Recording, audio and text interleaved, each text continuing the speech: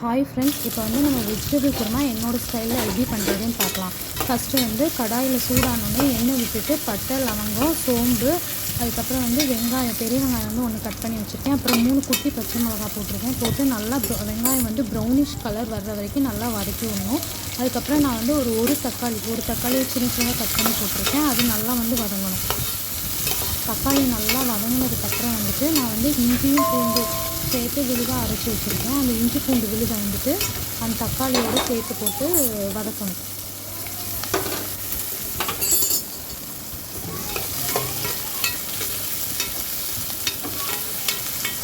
அந்த இஞ்சி பூண்டை வந்து நீங்கள் தக்காளியோடு சேர்க்கும்போது வந்து தக்காளி நல்லா வந்து வதங்கிடும். அதனால் வந்து நீங்கள் தக்காளி போடையிலே இஞ்சி பூண்டும் அதோடு வந்து கொஞ்சம் கல்லுப்பு, அதாவது தேவையான அளவு கல்லுப்பு போடுங்க. அதுக்கப்புறம் வந்துட்டு நம்ம வந்து டேஸ்ட் பண்ணி குருமாவை லாஸ்ட்டு வச்சு முடிச்சதுக்கப்புறம் தேவைப்பட்டால் டேஸ்ட் பண்ணி பார்த்துட்டு அதுக்கப்புறம் வந்து நம்ம உப்பு போட்டுக்கலாம். அந்த உப்பையும் போட்டுட்டு தக்காளி நல்லா வதங்குற வரைக்கும், நல்லா மசிய வதங்குற வரைக்கும் நம்ம வந்து வெயிட் பண்ணணும்.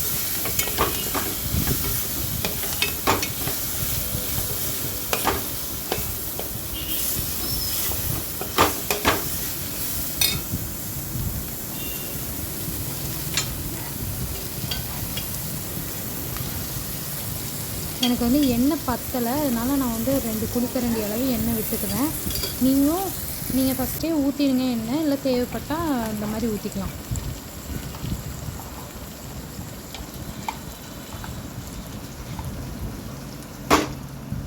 இதோடு வந்து நான் ஒரு 1/4 ஸ்பூன் வந்து மஞ்சள் பொடி போட்டிருக்கேன்.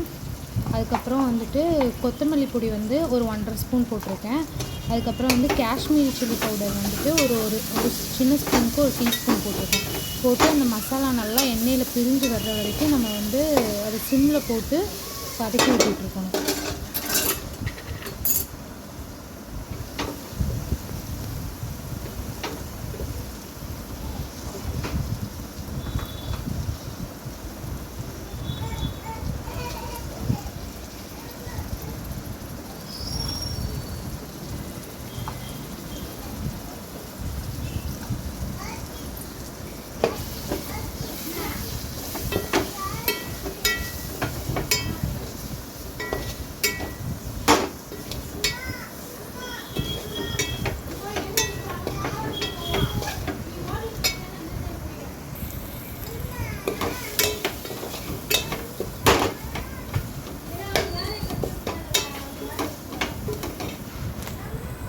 இப்போ வந்து மசாலா நல்லா எண்ணெய் பிரிஞ்சு வந்ததுக்கப்புறம் நான் வந்து கேரட்டு 1 கப்பும் பீன்ஸ் 1 கப்பு கட் பண்ணி வச்சுருக்கேன்.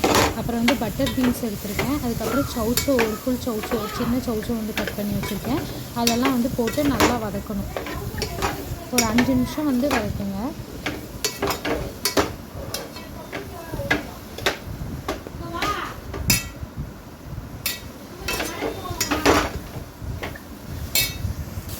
காய் நல்லா வதங்கினதுக்கப்புறம் வந்துட்டு நம்ம வந்து தேவையான அளவு தண்ணி, கரெக்டாக அந்த நம்ம காய் போட்டிருக்கிறதுக்கு ஒரு மட்டத்துக்கு மேலே தண்ணி வச்சு ஒரு மூடி போட்டு நல்லா வேக விட்டுருங்க. ஒரு 20 நிமிஷம் கிட்ட நல்லா காயெல்லாம் வேகட்டும்.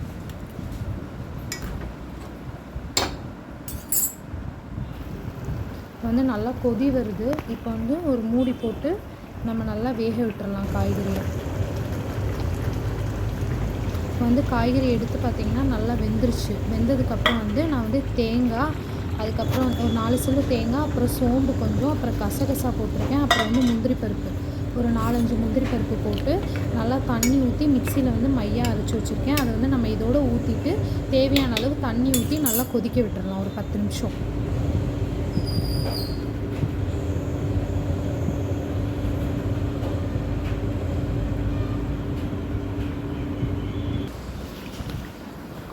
நம்ம இது கொதித்ததுக்கப்புறம் வந்து சீக்ரெட்டாக ஒன்று வந்து சேர்க்க போகிறோம். அது சேர்த்திங்க அப்படின்னா குருமா வந்து செம்ம டேஸ்ட்டாக இருக்கும். இதை கண்டிப்பாக நீங்களும் ட்ரை பண்ணி பாருங்கள். நான் வந்து ஒரு 1/4 டம்ளர் பால் எடுத்து வச்சுருக்கேன். காய்ச்சி ஆற வச்ச பால். அந்த பாலை வந்து இந்த குருமாவில் ஊற்றிட்டு ஒரு 5 நிமிஷம் சிம்மில் போட்டு நல்லா கொதிக்க விட்டிங்கன்னா அந்த மாதிரி நல்லா எண்ணெய் பிரிஞ்சு வந்துடும். எண்ணெய் பிரிஞ்சு வந்ததுக்கப்புறம் நீங்கள் வந்து இதை ஆஃப் பண்ணிவிட்டு சப்பாத்தி, தோசை, இட்லி எதுக்குனாலும் வந்து சூப்பராக இருக்கும். தேங்காய் பால் சாதம் அந்த மாதிரி வெரைட்டி ரைஸ்க்கும் சூப்பராக இருக்கும். ட்ரை பண்ணி பார்த்துட்டு எப்படி இருக்குன்னு